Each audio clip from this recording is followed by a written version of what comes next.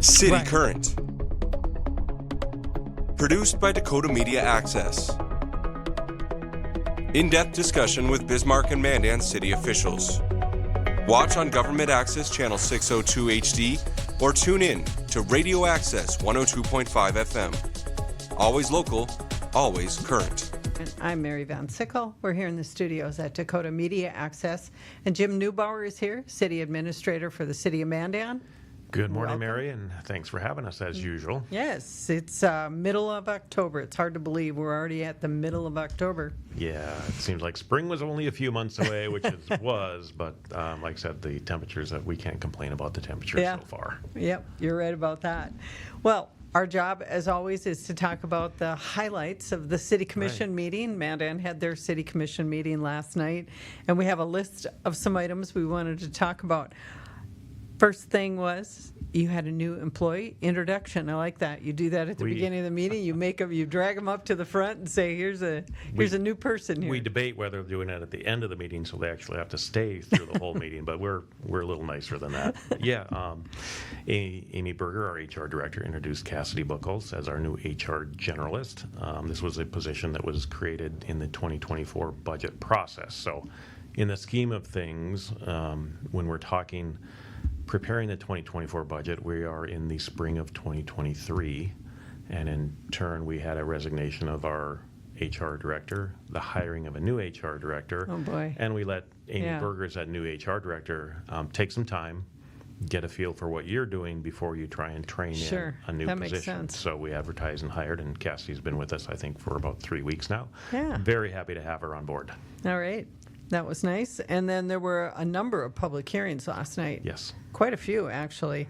The first one we wanted to talk about was Twin City Industrial Sites. This is a setback. Setback variance, the applicant, there are some water issues on another part of their property, so they wanted to move those buildings closer together as they do an addition. And this was, an addition. And Correct. this is Langang? Yes. Yeah. So they will be able to build a building that's a little bit closer than would be normally allowed. So Commission voted in favor of doing that. So We do have look a forward to their picture. Sorry. expansion. Yeah. Keep interrupting you, Jim. Sorry okay. about that. Have a picture of the building, looking at the building from the, looking northwest down Correct. Twin City Drive. Langang's been on Twin City Drive a long time. They've been there pretty much forever, I Yeah, believe. for So sure. I can't remember a time when they weren't on Twin City Drive. And they have a fairly substantial structure or building now. Great business in town. Very lucky to have them expanding and staying in Mandan. And Mm-hmm. like I said, I would assume they'll add some additional storage for equipment and materials that they use for their building process. And if you don't know where Twin City Drive is, it's a little obscure. It's actually between I-94 and Memorial Highway. Correct. So it's Access kind of it- tucked back in there. Access it through the intersection next to Culver's, just to the south of Culver's. You move around there. There's several industrial businesses along that Mm-hmm. area, and we're, like I said, a great, vibrant part of Mandan that a lot of people don't know about. Yeah, for sure. But visible from the interstate, so Correct. nice visible location. So that it passed. This Yep. was a setback variance. They just, as you said, needed to move a little closer to the front lot because of drainage issues in the back. Correct. Okay. Industrial Park 14th edition preliminary plat and a zone change. This is up in the Industrial Park. Industrial Park in the northwest part of Mandan. Mm-hmm. The Pepsi plant up there is going to do, again, another addition on there, but there were 2 separate lots up there, so they're combining those lots into one so that addition can be done. So another, again, an expansion of an existing business, which we really like to see in town. Have a map that we could possibly pop in here too, showing their existing building. Now, do we better know them as Central Bottling? Is that the name of the company? That's a good question. I'm not going We'll to call answer them that. Pepsi. All right, we'll go the with your Pepsi. We'll Okay. use the Pepsi building. Could be Central Bottling, but again, they need to combine a couple lots to do their expansion of their warehouse, and look forward to that. I think your city planner said these are some housekeeping or map keeping details. It's basically taking this lot that you see the building on and combining it with that little wedge piece over there, correct? Two Okay. separate lots now will move into one, and then so that the building, you can't be building across lot lines. Get rid of those lot lines, expand the building, away we go. Sure. Sounds good. Yes, and always nice to see expansion and existing businesses expand. Truly, it is. It's one of our best economic development drivers is when our existing folks take that initiative and expand their current business, and that is they're staying here, they're adding to what they do, and it's always a good thing. And this passed as well unanimously, so with the commission. Buer subdivision, this is moving, now we're moving to a whole different area Whole of different part of Mandan. town, down by the wastewater treatment plant in the southeast part of Mandan. Would it be good to say that this is Lakewood area? To the east, to the west of Lakewood area, yes. Okay. So we have a lagoon on one of the lagoons at the wastewater plant area just directly to the south of that. Okay. So this was a negotiated between the Buers and also the Lower Hart Water Resource District. We need a little bit of land that they have to construct the Hart River flood protection project, or actually reconstruct part of it. And the Buers, we just did a land swap with them. So we had a piece of land they want a piece of land we want. So we'll move that forward. And also this piece they asked to have taken out of the city limits, which we agreed to again as part of the negotiation. Okay. And in turn, like I said, Lower Hart will move forward on their project, and the Buers will get another 1.5 acres or something like that. I mean, it doesn't seem like it's hugely significant, 1.5 acres, but this is a big project. The biggest water part of this protection. is the Hart River Flood Control Right. Project that is moving forward all the time, and probably expect construction in 2025 or 2026, depending on. And again, it's just one of those pieces of the puzzle that needs to be put together before we can let bids on that one. Sounds good. Moving on that consent agenda. There were no items. I don't think any items were pulled for discussion by the Correct. commission last night. There were just a couple of them we wanted to mention, though. This was they accepted a grant from fiscal year 2024, but COPS hiring grant. This provides, 4 new? This provides, Police? This was an application that was put in this spring. It was just approved, I think, about 2 weeks ago, so we have to bring that back to the commission for actual acceptance of the grant. $500,000 over a period of 3 years Okay. for the additional hiring of 4 additional police officer positions, which will be designated as like community policing, dealing with 8 to 5 day-to-day things to do that, to get them out in the community. They'll be doing things more traffic control, more checking for speeding violations, doing more with businesses. How can we better serve you during these types of times and things like that? So again, the 4 additional positions, we will look probably to adding these 2 at the start of 2025, get them trained in, and then move into the latter part of 2025 to bring another 2 Okay. positions on. So there's some flexibility in that grant, but it can't be for doing normal cop things. Okay. So the grant is very specific in what was applied for, because we see a need for. We've got a lot of complaints on speeding. We got a lot of complaints on what's going on in the downtown area and other parts where there might be some issues that normally the normal shifts can't get to. Okay. And so these community policing officers will be able to handle those issues. So heads up. A little more speed traps going on in Mandan. Be careful. We don't do speed traps, but there will be an increased presence of police officers in the community. All right. How's that? Oh, yes. Okay, so another grant. This is to approve an application for America the Beautiful grant. This is connected to your forestry department and Dutch elm disease. We usually apply for a $10,000 grant to help us with diseased trees. The big one has been Dutch elm, and it still continues to move through the community and helping and getting those trees down and taking care of it in an appropriate manner so that helps to minimize the spread of Dutch elm. Okay. So you've got this before? Yes, it has Okay. been a grant we apply for on an annual basis and have been Okay. successful in the past. And again, it just helps our budget and helps our folks do Yeah, more. certainly. Right. Yep. 2024 health and safety assessments were also approved last night. We actually talked about this last week when Jason Timonik was here Right. from Bismarck. They go through this every year as well as Mandan. So this has to do with weed control and Yep. We can go through other- the, weed cutting is Yeah. one where folks don't mow their yards or their grass is over 6 inches or whatever vegetation they have is over 6 inches, and we go in and cut that. We'll tell you that it's $300 a pop plus a 10% add-on for administration of this, so it's $330 if you don't cut your lot, and we have to show up and mow it for you.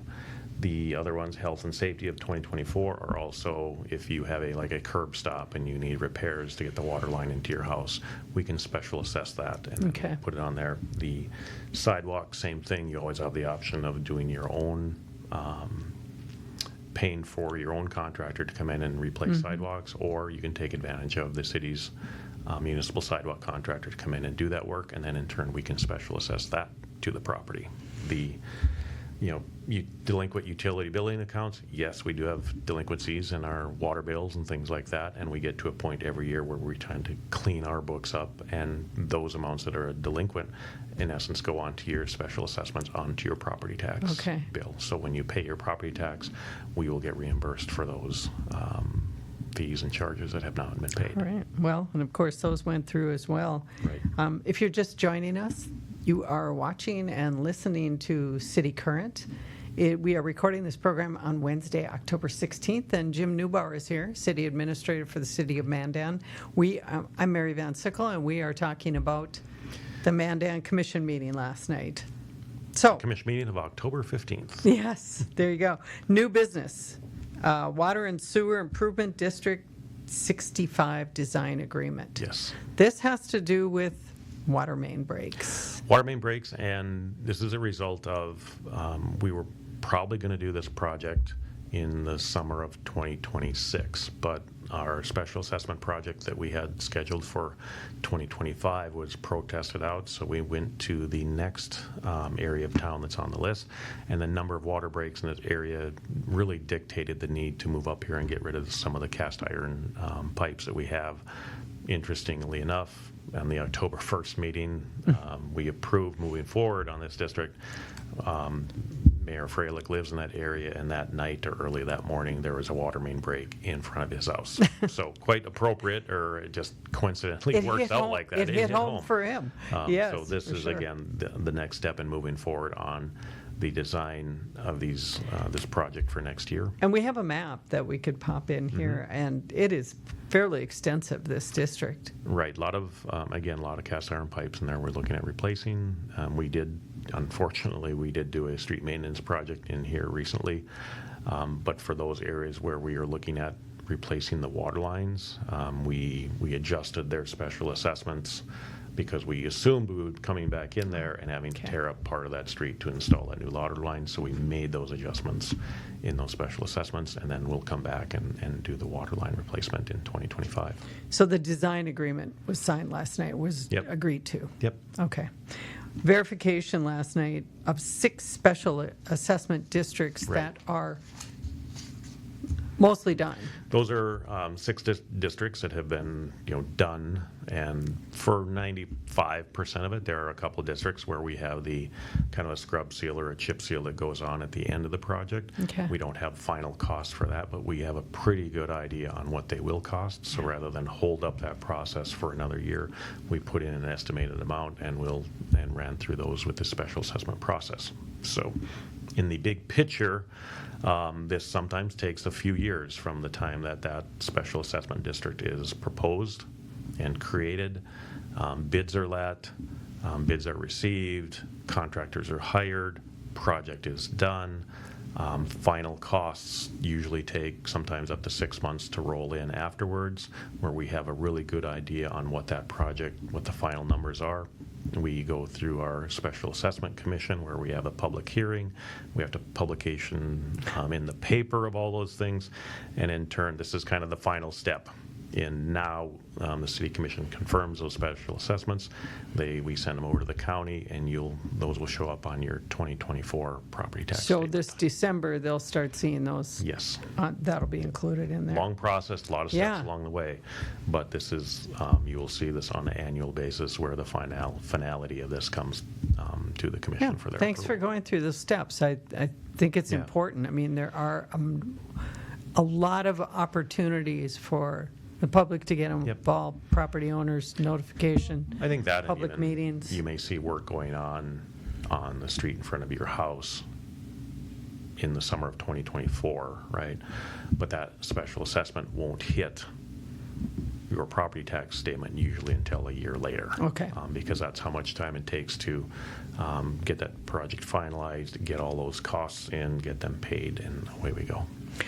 The next item we wanted to talk about has to do with this project. It's talking about Correct. paying for the Yes. project. So- Can you explain how this Yeah, the works? step after usually we will pay for those districts up front, and then we will borrow the money when those projects are complete.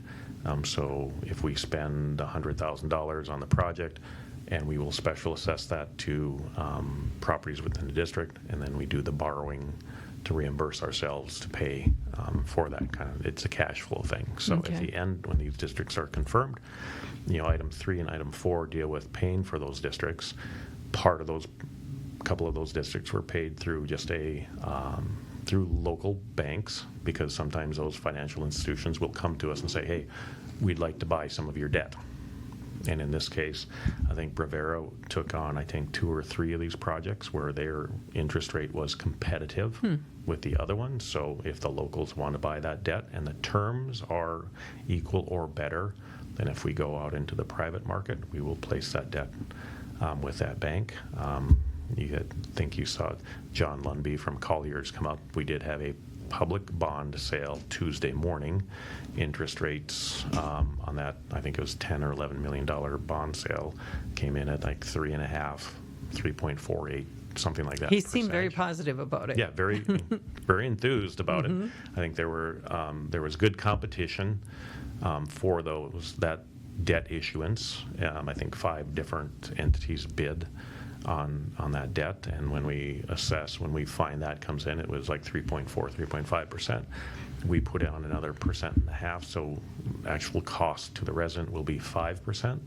We add that 1.5% on because some people will pay off those special assessments early. Some people don't pay them at all. Very little of that ever happens.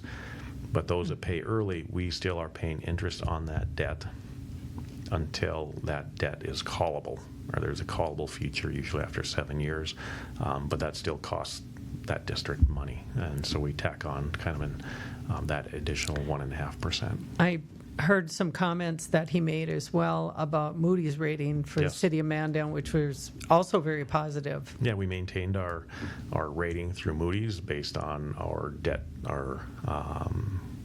basically it's the economic conditions of your Sure, community. yeah. Are we healthy? Are we safe?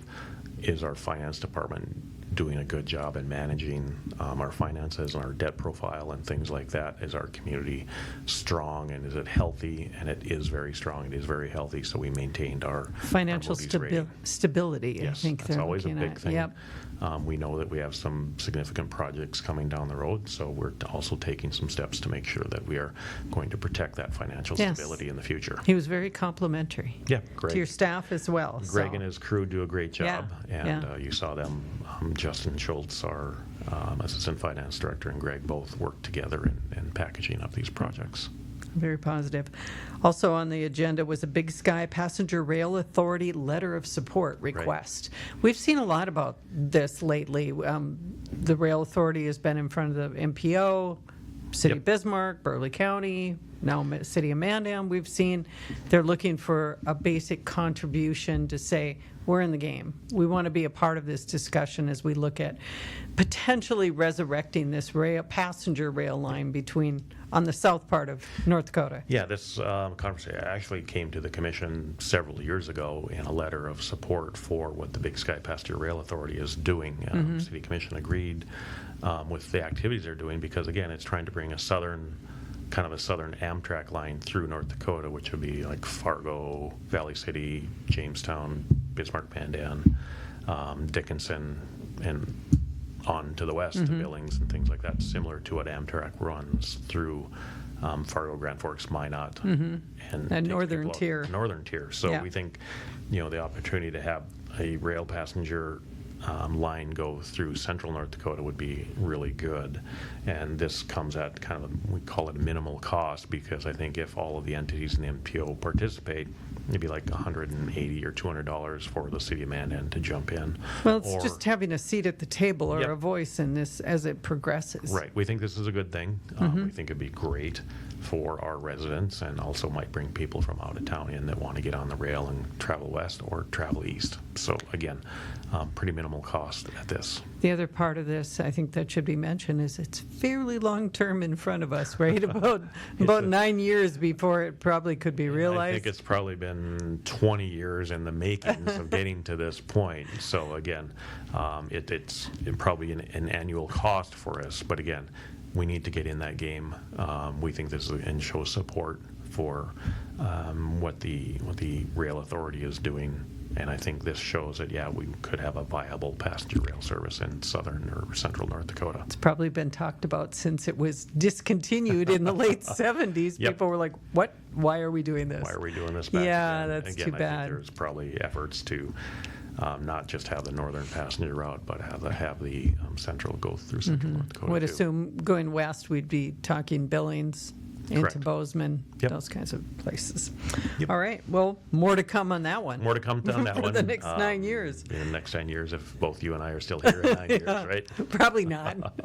Someone else to talk about. Yeah, for sure. The last item we wanted to talk about on new business was the pedestrian trail application. This comes through Right. because Parks and Rec typically does, will build it and manage it, but the application for the grant has to go through the city. That's correct. Yeah, okay. And we had been looking at some safety improvements to the multi-use trail right around Eagles Park on the north central part of Mandan, where the universal playground is things like that, as under the I-94 underpass, and also moving out to the intersection of Old Red Trail and 1806. Yeah, So- for those that can see a screen right now, that we do have that map up there. And this is primarily, most of this trail is a reconstruction. It's really a mill and overlay. There's a piece of that that has some water issues that will be reconstructed, but for the most part, it'll be mill and overlay. And since the Park District was already working on an application for that part of it, and we brought in the southern piece for safety concerns, again, next to Eagles Park, going under the interstate underpass up to the intersection of Old Red and 1806, it was, okay, we should partner in this application together so we don't have two competing applications going in, and this just made most sense. This is close to new high school. Right. A lot going on in that area, so. Significant Yeah. develop going on up there, and this trail comes, what did they say last night, about 1,000 feet short of making it all the way to Harmon okay. Lake. So again, a significant amount of this mill and overlay, and just kind of that's how we maintain, and Parks maintains those multi-use trails that go up. So if this application is granted, we're looking at 2027 on this one. Correct. Okay. So again, these projects, like we talked Takes about, a the lot. special assessment process Yep. takes several years. These applications need to go in and get approved and get funded and all that good stuff. So it takes time. Yep. So that completes the notes from the agenda, the Right. Mandan City Commission last night. I just wanted to ask, are you still looking for volunteers for your boards and committees? We are still, I think those applications are due at the end of the month, but we encourage Okay. folks to go on to our cityofmandan.com. The application process is very simple. Put in a paragraph or a couple lines on why you're interested in serving on committees that we have openings on.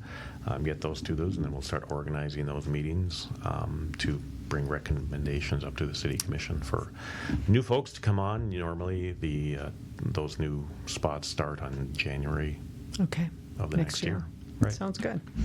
So shameless plug time. I want to talk about our new apps. We have apps available for Apple and Android devices. So if you haven't gotten your Dakota Media Access app on your phones, please do that. It's free to download, easy to find. You can watch live content coming out of both either government access or community access channels and streaming platforms. It also has a big library of video on demand Right. on those apps too, so please do that. And then we wanted to talk about the election. We do have some debates online as well. So if you go to our website at freetv.org, right on the front page, click, there's a big banner about the debates. We did 2 debates this year, not too many, but 2. One in Mandan for Correct. District 34, 34. legislative Senate candidates. Senate candidates. Yep, Yes. that went very well. And then we also have the Burleigh County Commission in there as well. So you can get the debates on our front page. Yeah, we always encourage folks to educate yourselves as much as you possibly can, even on the measures that are both in front of Burleigh and Morton County residents. And some statewide ones that are fairly Correct. important. Yes. So want to do that. And early voting, we wanted to mention as well, is opening Wednesday, October 23rd. So a week from today, we are recording on Wednesday the 16th. So October 23rd, and this will be at, The Morton Mandan Public Library. that's the primary precinct So, for early voting in Morton County. Yep. So So- again, you can go online and I think find that information on the hours. I think they're normally 9 to 6, except on Sunday. And Yep. Yeah. if you need to vote early, get in and get her done. And Get over, it's so convenient to do that. Correct. Usually they're well organized and ready for you coming in. So they got great parking over there. I do recommend, please bring your ID. You got to bring a Yes. form of identification. And if you're unclear about measures or what you do need to bring, Secretary of State's office, North Dakota has all of that information on their website, and it probably wouldn't sample hurt for ballots you on to there too. ballots so you can around go there. on and Go figure out- review. And a lot of complicated measures coming up on the statewide. Yes. And like I said, our Some of them advice is to Yeah. exercise your right to vote as always, and do your best on educating yourself on the issues, and cast away. Yes, well put. Thank you so much, Jim. And I guess we won't see each other probably till after the election. I think what were we, first part of November is our Yeah. next meeting. So yes. And, All right. And like I said, that's why we encourage folks to get out, exercise your right to vote, and Mm-hmm. also become educated on the issues. Yeah, thanks for being here. Thanks for having us. We'll see you in a few weeks then. And thank you for tuning in to this edition of City Current. For more information on what was discussed in this episode of City Current, visit cityofmandan.com or call 701-667-3215. If you have any suggestions, comments, or issues you would like addressed in future City Current episodes, contact us at info@freetv.org. This program airs on Government Access Channel 2 and 602 in HD, or on Radio Access 102.5 FM. It's also available as a podcast on radioaccess.org and as a video viewing link at freetv.org. Thanks for tuning in to this edition of City Current.